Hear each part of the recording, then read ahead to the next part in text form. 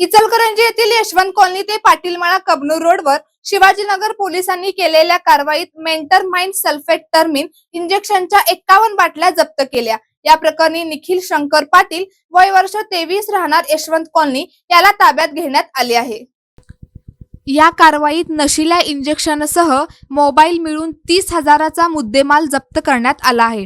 याबाबत पोलिसातून मिळालेली माहिती अशी, शहरातील यशवंत कॉलनी परिसरातील पाटीलमाळा ते कबनूर रोड या ठिकाणी एका व्यक्तीकडे मेंटरमाइन सल्फेट टर्मिन नशिला इंजेक्शनचा साठा असल्याची माहिती मिळाल्यावरून शिवाजीनगर पोलिसांनी कारवाई करत निखिल पाटील याला ताब्यात घेतले।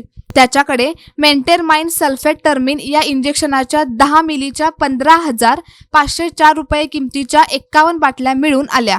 त्याचबरोबर त्याच्याकडील मोबाईल मिळून 30,504 रुपयांचा मुद्देमाल जप्त करत पाटील याला ताब्यात घेतले। या प्रकरणी पोलीस कॉन्स्टेबल सद्दाम संदी यांनी फिर्याद दिली आहे।